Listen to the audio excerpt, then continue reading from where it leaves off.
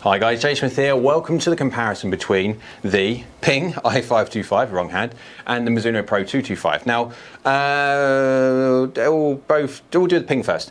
Now, they're both exactly the same when it comes to their lofts within reason. They're both geared around the same idea. 30.5, I think it is for a Ping. Yeah, and then 30 for this. So they're within half a degree, very, very close. And I'm going to be testing the 7 irons, so within half a degree, very, very close. So the whole idea of today, we're going to be seeing what the differences are when it looks, feel, and all that lot. But make sure you check around for the back end of the video, because the back end of the video, I'm going to be doing all the number side where we're going to be hitting this up normal shots, yeah, out the middle, how do they perform, but then also when you don't quite hit the middle, because again, these are not blades. These are designed for people which don't hit the middle every single time. No one hits the middle every single time, and so having a little bit of help, and when you don't hit the middle, that's the important bit. So I'm going to be hitting this against each other when it comes to hitting different parts of the face to simulate when you guys don't hit the middle parts of the face to see if it's going to work or not. So yeah, Ping i525 first. I have got this in the same shaft, by the way, guys. So I've got the Project X IO 5.5 and the Project X IO 5.5. No differences whatsoever there. Right, so when it comes to the differences just purely between looks of this thing, I'm just looking at the blade length differences. No different. Sole thickness, i525 is slightly bigger than the 225. Yeah, it is.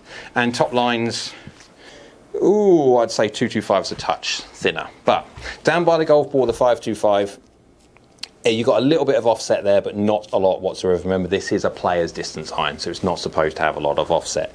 And you've got that curved top line. So having that curved top line there, if I was to put my fingers either side of it, it is a fair, decent, thick, well, say, it's not chunky, but it is a decent medium-sized top line, but it's curved, so you hardly really notice any part of it. But it's got a lot of grooves. It's got the Ping classic white line-up line at the bottom, which I love, because it's really great to frame the golf ball up, and it's got so many grooves down by the golf ball, I can't hardly distinguish them. So, we're going to hit a few shots with this and see how these work, because they've got some tech in this old girl, which we'll have a little chat about. There's a little pulley one, but that's coming off the face like a rocket. Yeah, there's the difference I find with Matt's falling apart. The thing I find with the 525 is that the sound difference. Now, when we hit the 225, the sound difference between the 225 and the 525 is quite distinguishable. This thing sounds. It's not as loud as the 500. The i500, a blooming good iron, but the one complaint really that we had about it was the audible noise that it made, because it was like a off it went firecracker. So they've had to stick some EVA foam or EVA something, or the Estro, whatever it is. If I can find it, I'll stick it up on there. Basically, it just deadens the noise a little bit. Now, the reason why it makes I wouldn't say a god-awful noise, but the reason it makes a big noise is because it's a forged body, steel face. And that steel face is the same or very similar to the hybrid face they've got in their G425 range. And as you know from hybrids, guys, they do sound a bit tingy, and there's no different to this. Another little pull, but not bad whatsoever. But it's loud. It really is wow. Wow. These things are like rocket ships. Really, really quick. They are. The feeling you get from these things is like the ball is coming off like falling off a trampoline. It's a really instinctively weird and satisfying feeling. It is a little bit devoid of feel. So when I say that, I'm understanding where I'm hitting it on the face. I haven't quite, I mean, obviously I've got a quad down here telling me, but I haven't got that feeling of where I'm hitting on the face as well as I'd like. That's possibly because of the fact that obviously it is punchy. But it's quite addictive hitting this thing, it really is. There you go, that wasn't plumb on. That wasn't plumb on, so you've got to drop a distance slightly, but I tell you what, you've done well. I've got some warming up to do before I go and hit these a load and loads of times, etc. But yeah, as I say, 7mm low, 4mm heel, wasn't middle, but it's done exceptionally well. I do like the 525. It's probably one of the most successful I series irons that Ping have had in a long while, and I can understand why. They're long, they're forgiving, and they look pretty good. Right, let's go get the Mizuno Pro 225 again, look at the differences between the two, and see how that one goes. Right, so back now with the Mizuno Pro 225. The big differences between the 225 and i525, literally straight off the bat, is that the 525 is satin. It has that hydropearl finish on it, which is satin, but we have a little bit of shine on the 225. Now, I'm a blade player and I'm a shiny blade player, so I love the shiny bit. I can't, well, some people like shiny, some people don't like shiny. I'm a shiny liker. So I prefer the looks of this one already because it looks like a fat blade. Basically the 225 looks like the 221 beefed out a lot. So if you just stick an airline in it and just blow the head up a little bit, so yeah, the sole thickness is slightly bigger than the 221. The blade length is slightly bigger than the 221 blade, and of course the top line also is slightly bigger as well. But from a player's distance iron, down by the golf ball, this thing has got less offset. Again, I would second look, yeah, it has got, I would say it's got definitely less offset than the 525 visually. Again, I'll put the figures up on the screen if I can do, against the comparison of what all the loft specs etc are for these. Now I've got these obviously in 7.9, so they're nice and easy to test one against the other because the lofts are, I think, within half a degree or so. But yeah, but down by the golf ball, not as many grooves to look at now, and top lines actually, I would say out of the two, I'd say that the 225 looks slightly thinner, but it's so ridiculously close together, I wouldn't even worry about it. It's exactly the same as the other one. Now, didn't quite hit that one well. Off the toe with the 2 open face, done exceptionally well. You have got variable face thickness in this thing, you have. You have got tungsten in it, you have. You got 28 grams of the stuff in there. Look at that one, 10mm toe. Well, very good, done very well.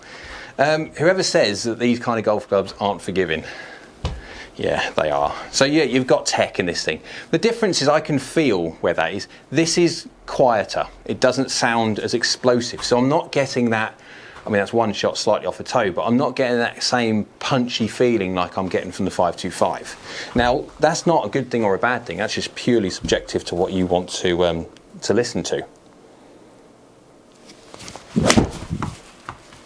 Again, that's not plumb on either.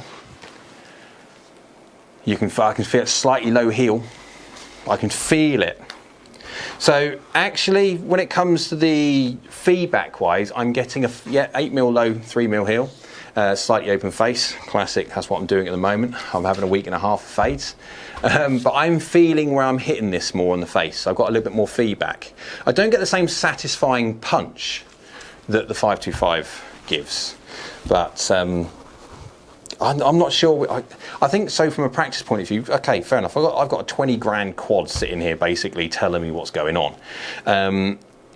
So I can obviously reference where I'm hitting it straight away to the nth degree, the millimetre, exactly where I'm catching it on the face. But if I was in a practice facility without technology, I think 225 would give me more understanding where I'm hitting it if you weren't using that foot spray stuff on there or face marker tape or something like that. But that's a better hit. He's slightly low toe. It feels a fraction low toe. Good though, just fraction low toe. I've got to do some warming up and hit this a few times. What am I here? 6mm toe, 7, yeah, so you can feel it. This will be an interesting test because there is a distinct difference already that I'm feeling between them when it comes to just feel and feedback. They look exactly the same, they've got exactly the same shafts, they've got exactly the same lofts, but it'd be interesting to see how the head tech works because this one's got chromoly and tungsten in it. This got tungsten in it as well, and EVA stuff to make it sound a bit better. And they're all fairly jack lofts. They are 30° 7 irons, so they will punch out there further than the old traditional lofted irons. But let's go get these and hit these a load of times. Now I'm going to hit, first of all, just do some warming up. I can get to my full 90 something miles an hour, 91, 92 mile an hour speed, and then I'm going to hit loads of times, because we're going to capture out the middle. Yes, we are, because to see what the differences are, but also going to capture, you guys, that this is a player's distance iron. This is not a blade, so it's not going to be for the people that button out the middle. No one butts it out the middle all the time, but yeah. So we definitely, it's going to be a good idea to see what happens when you don't quite catch it. So if you amateur guys out there that don't quite catch the middle, you get an idea how these two irons will perform. Well, the all-important numbers time between the i525 and the Mizuno Pro 225. Two exactly the same irons within reason, different parts of technology inside them. They've got slightly different takes on the hollow body distant players design, but eerily quite close. But there is a distinct difference between the two, which when you have a look at the data side of things, after you hit it loads and loads of times, you can quite clearly see not just a feel, but a performance difference in how both irons work. But let's go have a look at the numbers at the 225, and then we'll flick over to the I'll put up on the screen there. So I hit loads and loads of shots. I will condense this down to as best I can do, because you don't want to go through every single shot, no way, but I'll do a comparison between the two. So if you look at the average ball data of the 225, 123.1 miles an hour, launching at 18 degrees, 6,600 spin, so spinning very well. Going 36 yards in the air and descending at 48.6. So more than functional at that range. And 172 yards carry, 184 total, but again, that's subject to many different things. But 172 carry, the all-important. If we go quickly over to the i525, pop that up on the screen as comparison, you can see there, 123.1, exactly the same, but 18.8 degrees of initial launch angle. Now that's basically nearly a degree higher. And when we go into the club head data, you'll see when it comes to loft, is it that much different or not? Bear in mind there's half a degree difference in static. But 5685 spin, 5,600 spin is basically 1,000 less than the Mizuno, which is an interesting dynamic. It's launching slightly higher and spinning slightly less. It means it basically goes up the same height as the 225, 36 yards in the air, and within 0.1 of a degree, yeah, it descends exactly the same at 48.5, so equally as functional. But it does it by going 4 yards further, on average 176. Now I've hit obviously a lot of shots, and those shots are made up of shots where I have purposely tried to hit decent shots, yes, but I've also purposely tried to miss, and we're going to go into some of the misses as well, because obviously these are players' distance irons, so they need to be distance orientated, yes, but they also need to be a little bit more forgiving, but also look a certain way. So it's the middle ground when it comes to the sector of irons. Right, let's have a look at the club head data, the all-important club head data. 225 first. We'll go 92.2, 1.34 down, 1.34 efficiency, 3.6 degrees angle attack down, 0.5 across and 0.5 open, baby little tiny fades, 1.6 degrees down on lie, and 25.6 when it comes to loft, and 4 mil toe, 3 mil low is the average strike. There we go. So let's go over to the 525 and see what the differences are. Yeah, 92 miles an hour, so 0.2, yeah, that's it, 0.2 of a mile an hour difference. 1.34 on efficiency the same, 3.6 down, so within 0.1 of a degree. 0.3 from the inside and 0.0 bang on, so we are talking very small margins. Lie angle of 0.7, we're talking about less than a degree out on lie, and 25.2 against 25.6. So again, within 0.4 of a degree, exactly the same. So there's no difference there whatsoever. And if you look at the average strikes, it's 6 mil toe, 5 mil low against 4 mil toe, 3 mil low. So you can argue there slightly that the i525 has been slightly more toey and slightly lower on the face, but we are talking, what's that, 2 mil, 2 mil, 2mm is not a lot. It will have a contributing factor to it, but it is not a lot. So when you put all that information together, you start getting the data that you're going to see on the screen now, the ball compare. So you can see the distinct differences and also the distinct similarities between them all. They're very, very similar. The biggest one that pops out there straight away is purely on the ball side. That yes, one does travel 4 yards further, but it also does that by launching fractionally higher and spinning 1,000 less. So if you look at the top right hand side where you look at the dispersion rings when it comes to how big the red is compared to the yellow is a Mizuno and the red is the i525.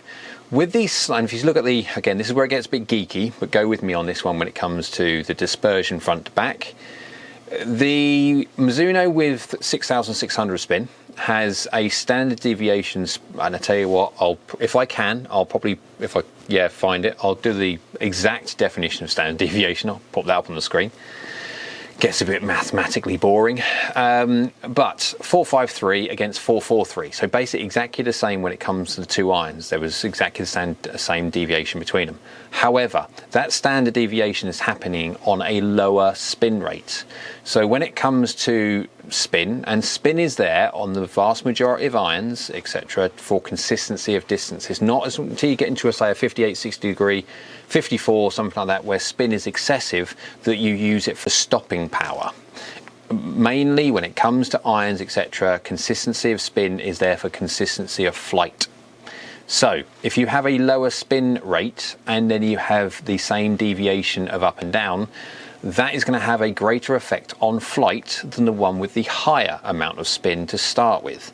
That is the reason why we're seeing a slightly bigger deviation in dispersion front to back with the i525. Now, I'm not saying the i525 is wrong because of it. All I'm saying is, for me, who's a medium spin player, but I've always liked to have as much spin as I can possibly get, because every single time you get on a golf course, apart from a fairway bunker, everything is there to take spin off you. So when it comes to the real world, not like sterile matting hits, I want to keep spin on the golf ball.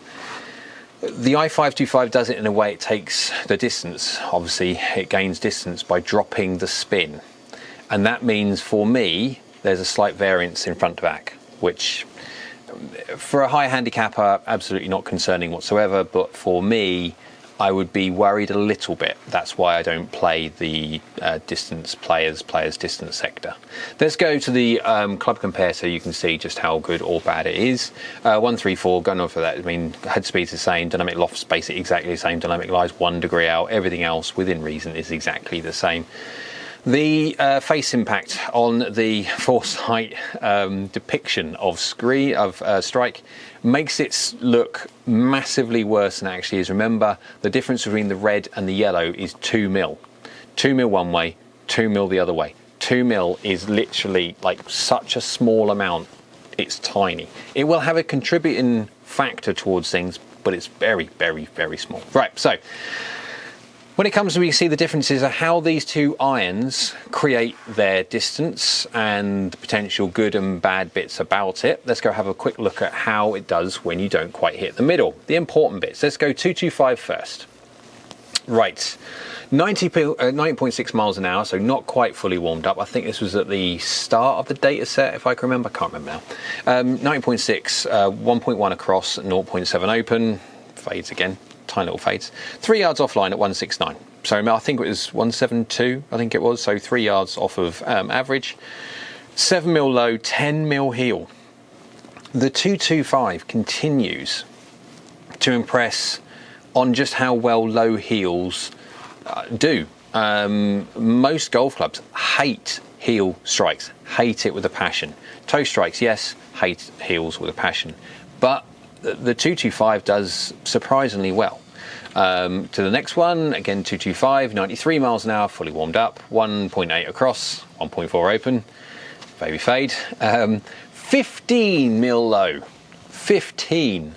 That is low. Has it yeah, it's gone down by 2.2 degrees on its average launch. I'm not surprised, from 15 low. But it's gone 168, which is not bad from 15 low. I'm pushing it beyond sensibility here, but 15 lows, and it's done exceptionally well. Okay, 92.9, 0.7 across and 0.9 close, so little baby pull technically, yeah, and there's 5.4 left.